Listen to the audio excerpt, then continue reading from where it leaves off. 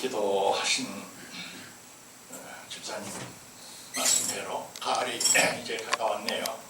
오늘은 속 눈 뜨면 주의 기적이라고 하는 그런 좀 수필 같은 설교 제목을 붙였습니다.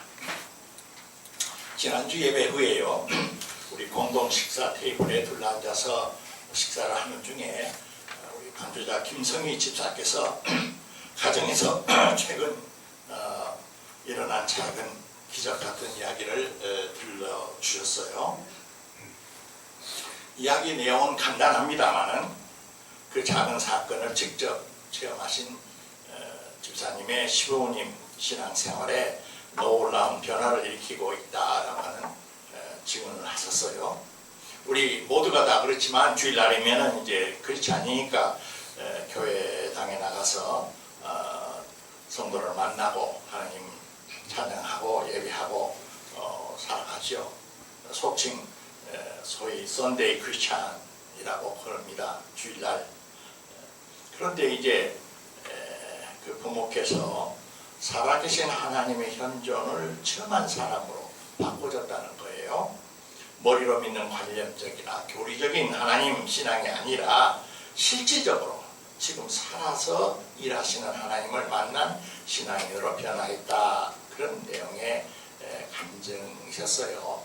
이야기의 내용인즉 어느 날 오후에 시부님을 모시고 온 가족이 나들이를 하게 되었는데 그대로 옮기지는 못합니다. 제 같은 범위 안에서 80세 가까우신 시아버님이 커피를 끓이려고 이제 주전자에 물을 붓고 가스레인지에 올려놓고 그만 깜빡 가스불을 끄는 것을 잊고 가족 모두가 외출을 해버린 것입니다. 몇 시간 후 늦은 저녁 시간에 귀가를 해보니까 놀랍게도 주전자 물은 완전히 말랐고 가스불은 그대로 켜져 있는데 주전자가 열에 달궈져서 벌겋게 되거나 아마 화재가 나도 진즉 났어야 할 것인데 마치 그 누군가가 보이지 않는 손이 화재를 예방하고 불꽃을 지키고 있는 것처럼 형국이 그렇다는 거예요. 너무나 놀라서 이제 집사께서 직접 가스불을 켜고 끄고 온 가족이 도대체 이게 어떻게 된 거냐. 가정에 임하신 하나님의 기적이라고 믿고 새로운 신앙생활에 들어가서 가정의 생기와 감사가 넘친다 하는 그런 감정입니다. 진실로 히브리서 말씀대로 믿음은 바라는 것들의 실상이요 보이지 않은 것들의 증거다라고 하는 히브리서 11장 첫째 구절이 그대로 그분들에게 체험이 된 것이죠.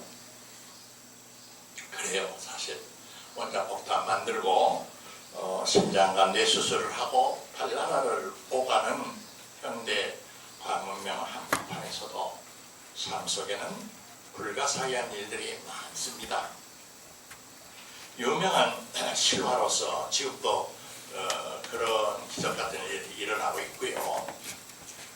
여러분이 많이 들었던 유명한 병 낫는 샘들은 독일에도 있고 멕시코도 있고 인도에도 있고 세계 유명한 몇 군데가 있는데 프랑스 남부 피레네산 기슭에 있는 작은 마을 어느 동굴 속에서 솟아난다는 기적의 샘물 이야기 여러분 들으시지 않았어요?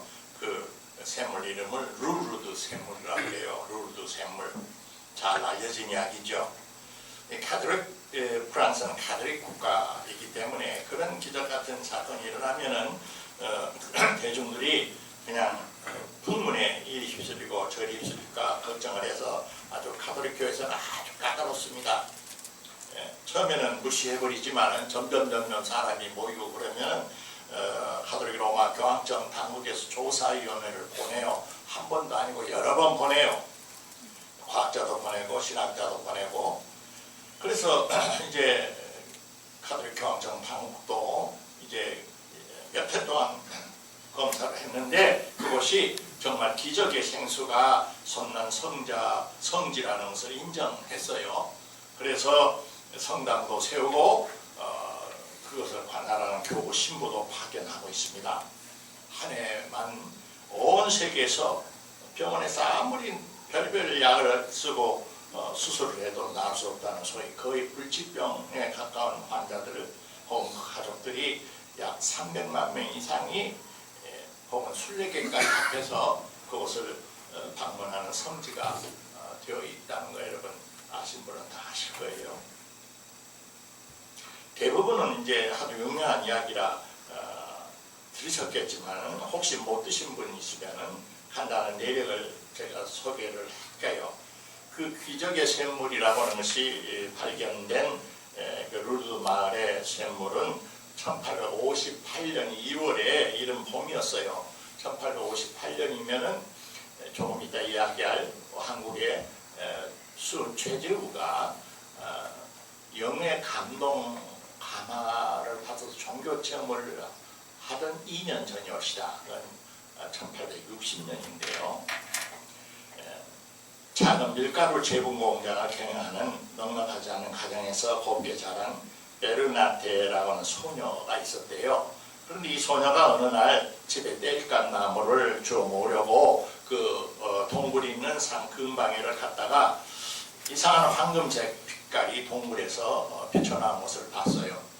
호기심이 들어서 들어갔는데 그곳에서 그 소녀는 천사의 현현을 경험하게 됩니다. 그리고 너 봐라, 너의 기적의 샘물을 이제 고집하게 된다는 거죠. 마을 사람들의 각종 병이 치유되는 것을 경험했다 하는 데 입소문이 퍼지고 퍼져서 말씀드린 대로 오늘날 수많은 사람들이 치유받는 글자 그대로 20세기 세계적인 베데스다 연못이 되어버렸어요. 그암 동굴벽에 목발을 짚고 온 환자가 낫게 돼서 너무나 감옥에서 그 목발을 걸어놓는 거, 휠체어 그런 거 전시물로 아주 가득 차 있습니다. 1912년 노벨 의학상을 받은 알렉시스 카렐이라는 의학 박사는 그 물이 대체 어떻게 되기에 그렇게 놀란 일이 일어나냐 하고 과학적으로 정밀하게 과학 분석을 했답니다. 별 요소는 발견하지 못했고 그 물속에는 천연 광학물질의 일부인 게르마늄이라고 하는 성분이 다른 물보다 많이 검출됐다라는 발표를 한 적이 있어요. 한 가지 분명한 것은 그곳을 방문한 불치병 환자 모두가 치료를 받는 그런 체험을 하지 않는다는 사실입니다. 그런데 또 한 가지 여전히 혼자가 아니라 여러 다른 사람들이 보는 앞에서 치유의 기적이 일어나는 사건이 지금도 계속된다는 사실입니다. 왜 그럴까? 이유를 말할 수는 없어요. 그러나 굳이 말해본다면 아마 첫째는 환자의 체질 상태가 서로 다를 것이고 둘째는 그 환자의 간절한 염원과 신앙의 그 내면적 어떤 영혼의 울부짖음과 진솔함이 서로 다른 때문이고 무엇보다도 셋째 이유는 제가 생각하기에는 그것은 하나님이 일으키시는 선택적 은총의 사건이기 때문에 그렇습니다. 긍휼을 베풀고자 하시는 사람에게 구원을 베푸시고 긍휼을 베푸시고 구원하시고자 하는 자를 구원하시는 은총의 선물 사건이지 물속에 있는 이런저런 화학적 성분 때문에 낫게 되는 그런 사건과는 좀 다른 성질의 사건이 그게 개입되기 때문이다. 그렇게 고백할 수밖에 없습니다. 이상에서 말씀드린 대로 우리 복음서를 읽어보면은 예수님께서 수많은 환자와 병자를 고치셨죠. 부활승천하신 이후에도 이 땅에는 성령의 임재와 일하심 안에서 우리가 특별한 기적 사건이다 이렇게 말하는 이상한 일들, 쉽게 소위 과학적인 상식으로 납득이 안 되는 일들이 옛날이나 지금이나 미래에도 일어날 수 있다라는 것을 믿는 것이 우리 기독교 신앙입니다. 그런데 오늘 설교는 그러한 특별 기적 체험을 직접 경험하지 않더라도 하면 더욱더 좋지만 우리의 속 눈을 뜨면 앞서 말한 그런 환자가 아프던 환자가 나는 그런 기적보다는 사실은 더 훨씬 수십 배 수백 배 놀라운 기이한 기적들이 신비하고 경이로운 기적들이 우리 주위에는 사방 군데 널려 있다 하는 사실에 눈을 떠보면 어떻겠느냐 하는 설교를 하려는 겁니다. 오늘 성경 본문 마태복음 이야기는 너무 유명하죠. 근데 이 예수님의 말씀을 처음 듣던 그 대부분의 청중들, 군중들은 거의가 아주 가난한 민초들이었습니다. 무엇을 먹을까 입을까 글자 그대로 하루하루의 최소한의 생존을 어떻게 지탱해 갈 건가 하고 노심초사하는 가난한 사람들이었어요. 제가 전도사 시절 전도사의 생계 자체가 워낙 어려운 때였던 이유도 있지만 꼭 그것만은 아니고 어느 날 바로 이 마태 6장의 말씀 눈을 들어 그래 빈 배가 발을 봐라 공중 나를 세려보라 이 말씀이 옳은 지당한 말씀인 줄 알면서도 괜히 화가 나더라고요. 예수님이 한때 원망스러웠어요. 정말 식구들 저녁거리가 걱정되는데 정말 잘하는 딸에게 중학신입생 새 교복 하나를 사줄 돈이 없어 애타는 30대 40대 엄마들이 제 교회 섬기는 신도들 주위에는 많이 있는데 뿐만 아니라 가을비가 주저주저 내리는 초겨울에 가난한 농작 하나를 3차에 싣고 좀 더 싼 지하 단칸방을 찾아서 이사해 가는 그 처량한 노동자의 가장의 그 마음을 대체 아시는 거야? 모르시는 거야? 그런 사람들에게 생존을 위해서 그런 걱정을 하지 말거라. 공정한 새 보고 들의 빈패 가발을 보라 하는 이 예수님의 좀 한가하신 말씀이 고상한 정신주의자, 권력주의자, 신앙 지상주의자로서 존경받을지는 몰라도 바닥삶을 사는 사람들과는 거리가 크지 않는가 그런 생각이 든 전도사 시절에 한때가 제가 있었어요.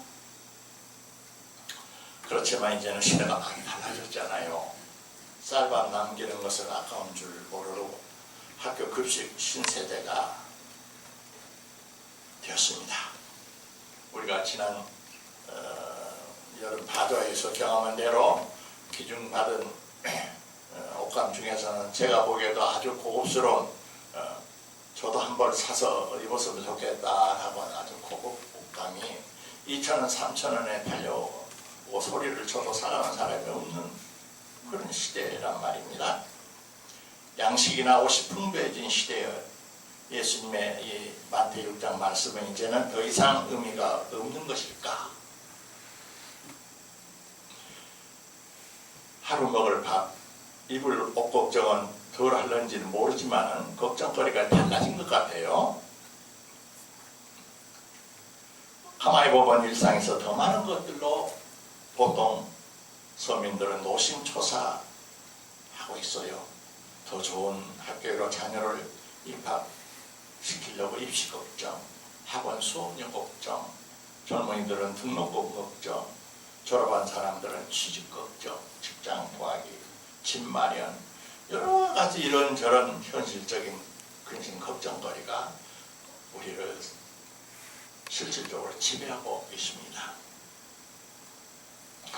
그런데 오늘 본문을 깊이 들여다보면은 말씀의 핵심이 사실은 제가 전도사 시절에 그렇게 혹했던 것처럼 물질적인, 경제적인, 신체적인 문제는 염려하지 말고 보다 정신적인, 영적인, 초월적 문제에 관심을 가지라라는 그런 취지의 말씀이 아닌 것 같아서 것을 깨닫습니다.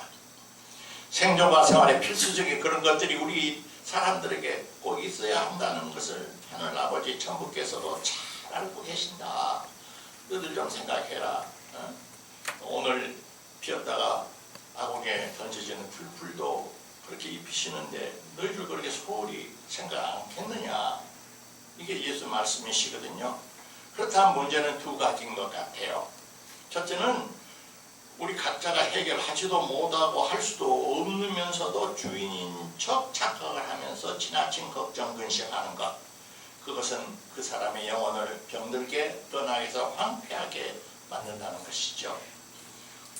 오늘 설교를 준비하면서 특별히 6장 34절 마지막 구절이 눈에 들어와서요. 내일 일은 내일이 염려할 것이요. 내일은 내일이 염려하는 주체가 내일이라고 되어 있어요. 분명히. 영어 성경을 뒤져봐도 그런 뜻이 더 강해요. 근데 우리는 보통 그러지 않잖아요. 오늘 일도 걱정하고 내일 일을 염려하지 마라. 내일 일을 누가 염려해? 내가 염려하는 것처럼 그렇게 평소 때 우리가 이해하고 읽었단 말입니다. 근데 성경은 그렇게 안 돼 있어요. 내일 일은 내일이 염려하지 마라. 네가 걱정할 일이 아니라는 거예요. 너 관할 건이 아니라는 거예요. 그렇습니다. 살다 보면은 복음서가 가사처럼 내일 일은 난 모르는 거예요. 아무도 모르는 거예요. 내일 일은 하루하루 사는 것입니다. 오늘 성경 말씀의 더 큰 문제는 그 일상에 지나친 우수사려 때문에 우리의 관심과 눈과 귀가 온통 거기에 쏠려버려서 일상 속에 내려와 있는 어떤 거룩한 것, 신비로운 것, 한마디로 하나님의 은총의 영광을 보지 못하는 영적인 맹인, 영적 치매 환자가 서서히 되어간다는 위험성을 경고하는 것입니다. 공중에 날아가는 새를 봐도 새니까 날아가는 거겠지. 백합화를 보더라도 식물이니까 꽃이 피고 지는 것이지. 그렇게 산업만상을 당연하고 새로울 것이 아무것도 없고 당연하고 기이하거나 경이로운 것이라는 것은 온전히 사라져버린 그런 기계적인 인과율의 세계가 되어버린다 말입니다. 어떤 학자는 그런 사람을 일차원적 존재로 전락해버린 사람이라고 표현을 했습니다.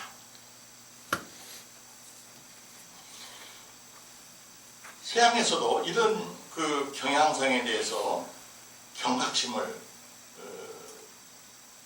품었던 한 그룹이 있었어요. 그것은 18세기에서 19세기 초까지 소위 말하는 근대화가 이렇게 한참 불 때 그래서 세계가 기계적인 물리 세계가 되어버리고 생명 세계는 적사 생존의 싸움터가 되어버리고 서로 나라들은 물건 만드는 원자재 채굴지하거나 만든 물품 판매하는 시장으로 변해버린 그때 이것이 아니지 않느냐. 산다는 건 이런 거 아니잖아. 우리가 이런 세계를 살고 갈 수는 없지 않아 하고 거대한 정신적인 각성을 하고 저항을 폈던 운동을 우리가 낭만주의 운동이라고 그래요. 우리가 낭만주의 하면 연애 감정하고 뭐 좀 그런 분홍빛 색깔을 생각하는데 그렇지는 않아요. 괴테나 슈라마하, 영국의 유명한 신비 시인 윌리엄 블레이크, 우리가 잘 아는 윌리엄 워즈워즈, 서풍의 노래를 쓴 셸리, 독일의 저명한 시인이고 철학자인 노발리스 등 그런 유명한 작가 예술가들이 참 많아요. 근데 그들의 관심, 그들의 생각은 이렇게 짧게 요약이 됩니다. 낭만주의 운동은 몽환의 사람들로 하여금 평범한 것을 비범한 것으로, 친숙한 것을 아주 낯선 것으로, 일상적인 것을 성스러운 것으로, 요한한 것을 무한한 것으로 볼 수 있도록 사람들의 굳어져 버린 감각을 교육하는 것이다. 한 번 더 제가 읽어드릴게요. 낭만주의 운동은 사람들로 하여금 평범한 것을 비범한 것으로, 친숙한 것을 낯선 것으로, 일상적인 것을 성스러운 것으로, 유한한 것을 무한한 것으로 볼 수 있도록 사람들의 굳어져 버린 감각을 교육하는 것. 이 낭만주의 운동이 이렇게 서부에서 일어났을 때 우리나라에서는 동학이라는 운동이 일어났어요. 거대한 중국이 세상에 세계 중심이 중국이고 중국은 뭐 천하 중국이라고 그렇게 우리는 믿고 2000년 살았는데 이 거대한 중국이 서양 대포와 함선에 무릎을 꿇잖아요. 뭐 천진조약이다 뭐 이런 것을 맺어가지고 마카오, 샹하이, 천진이 외국 조차지로 무역도시로 아주 강제 임대되는 수모를 겪는 거 봤잖아요. 몇 년 전에야 계약도장 100년이 끝나서 이제서 돌려받은 그것이 바로 그때 일어난 일이거든요. 일본이 뒤늦게 서양 근대 기술을 받아들여가지고 호시탐탐 이제 조선을 먹으려고 벼르고 있다라는 걸 깨달았어요. 이 수흥 최재울은 깊은 혼외 속에서 종교 체험을 하게 됩니다. 그리고 모든 사람들이 각자 몸에 하느님을 모시는 존재다는 걸 깨닫게 돼요. 하느님을 다 모시니까 양반, 상놈, 부자, 가난한 사람, 배운 사람, 못 배운 사람이 어디 차별이 있느냐? 다 평등하고 존엄한 존재라는 자각을 하게 되죠. 그리고 실질적으로 자기 집에서 이건 망해버린 몰락 양반집 후손이었는데 최재우가 그래도 양반집이어서 부리는 여종들이 있었는데 젊은 두 여종을 너 오늘부터 종이 아니다. 하나를 며느리로 삼고 하나를 수양딸로 삼았습니다.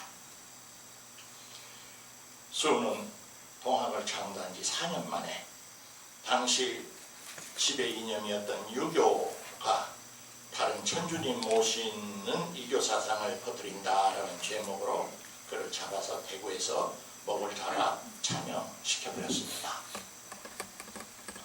근데 이 수군이 남긴 글 중에 불연기연론이라는 것이 있어요. 아니불자 자연할 때 연자. 불연이란 말은 자연스럽지 않다고 말이에요. 당연하지가 않아. 그에 비해서 기연이라는 것은 그저 자연스럽다, 이해된다, 이치에 맞는 것 같다 그런 뜻이 옵니다. 근데 불연과 기연, 세상에는 기연이지만 불연이고 불연 같은데 기연인 게 너무나 많다는 거예요. 최소는 몇 가지 사례를 듭니다. 첫째는 사람의 우리 아버지, 또 아버지일까 아버지 맨 처음 조상을 올라가면은 그 우리 맨 처음 조상은 어디서 왔지? 그 조상의 아버지는 누구지? 이건 기연이 아니고 불연이라는 거죠. 당연히 종의 기원설이 1860년에 발행됐으니까 그 나오기 전에 추순의 득도와 거의 동시대인데 그는 당연히 진화론을 몰랐으니까 그러나 똑같은 질문을 했어요. 둘째는 평양에 당대 사람들에게 작년에 날아간 제비가 저 수말리 강남을 갔다가 무슨 정이 들었다고 뭐 세끼 밥도 못 끓여 먹는 그 가난한 초가집 처마 밑에 정 붙여서 그걸 어떻게 해서 다시 찾아오지? 강남 간 제비는 찾아오지. 이건 보통 사람들의 기연이지만 자기는 그것이 기연이 아니고 불연이라는 거예요. 셋째 예를 듭니다. 농사를 짓고 사는 농촌 사회였기 때문에 소와 그 가장은 한 몸으로 돼서 밭도 농도 가는데 잡아서 이제 말년에는 이제 잡아서 팔든지 고기를 먹고 마는데 이 살아있는 이 주인과 소가 단순히 짐승과 사람만이 아니라 가만히 보면 서로 정을 주고받고 생각을 서로 이해하고 감정을 깊이 이해하는 것 같은 그런 것은 어째서 이것이 일어나지? 아니 뭐 그런 질문을 이제 주서리 늘어놓는 거예요. 요즘 이 설교자는 하루 저녁마다 가급적 30분씩 큰 수술을 하고 건강회복적인 우리 구집사를 운동시키려고 저녁 시간엔 아파트 둘레일망전 운동을 시키고 있습니다. 운동이라고 할 것은 없죠. 그래도 손을 잡고 꾸준히 합니다.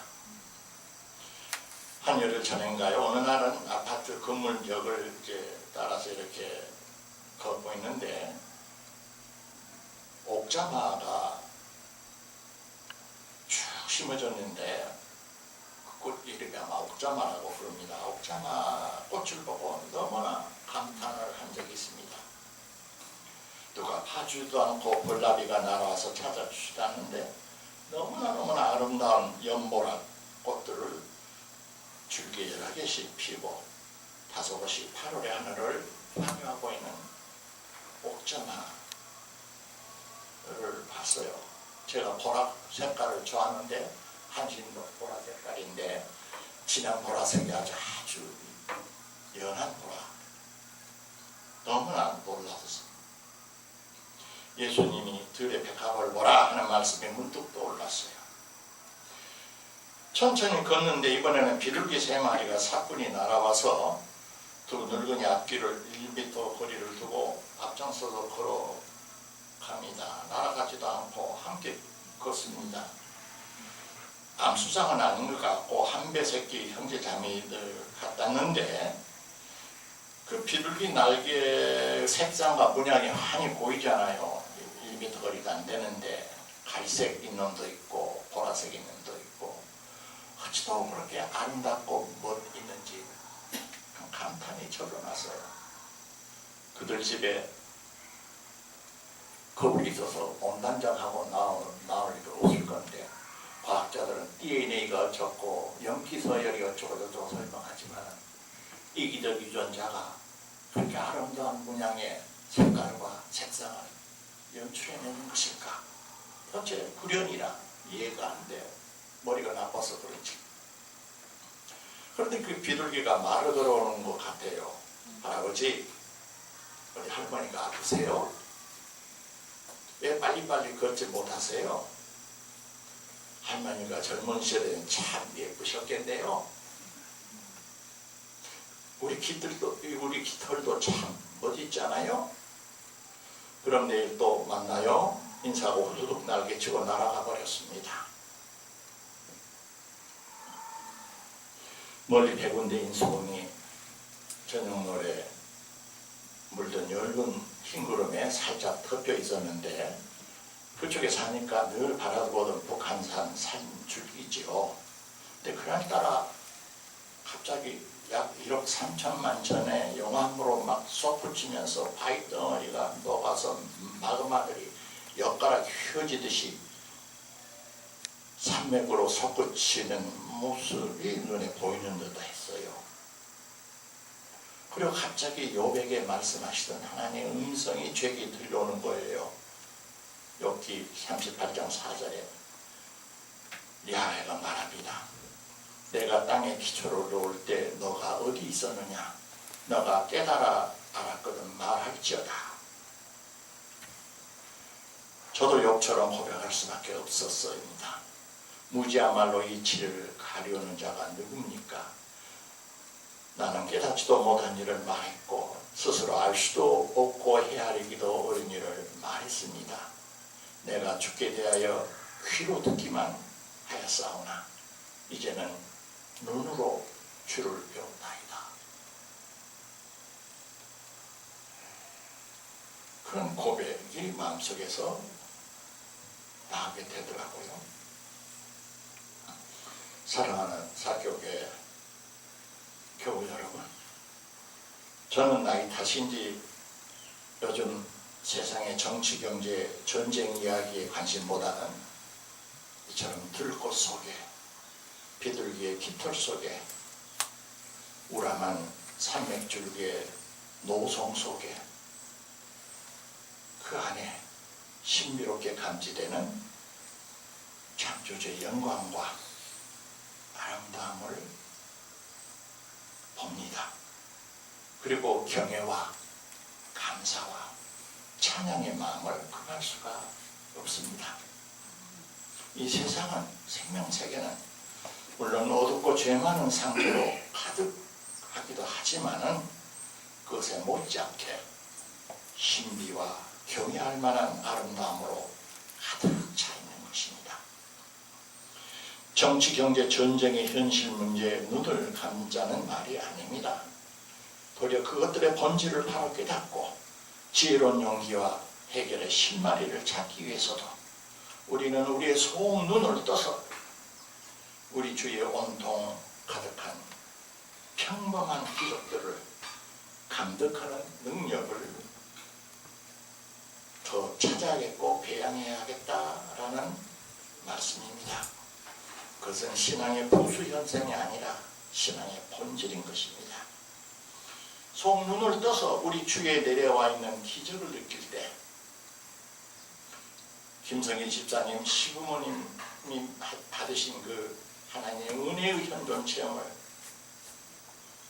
우리들의 일상 속에서도 할 수 있게 됩니다.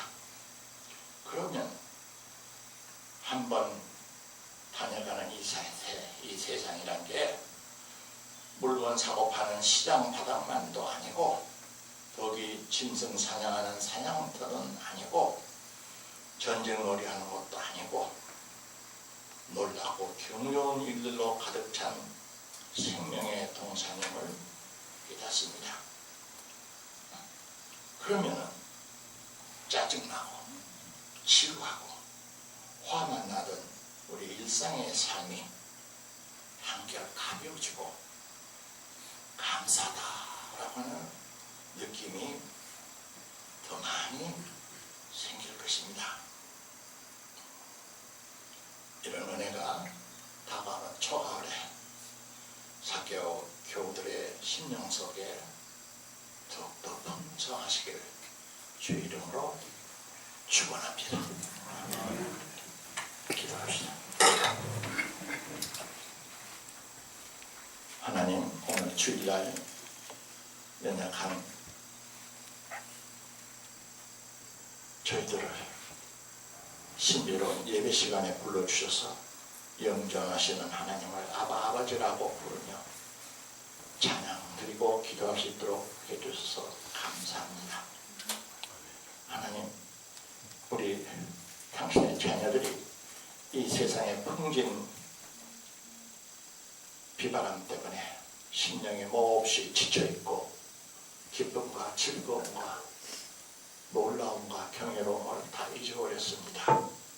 성령께서 불쌍히 해주셔서 우리의 속눈을 뜨게 하시고 성령으로 힘있게 살아가도록 새롭게 세상을 볼 수 있도록 용기 주시고 위로하시고 충만케 하시옵소서. 예수님 이름으로 기도하옵나이다. 아멘.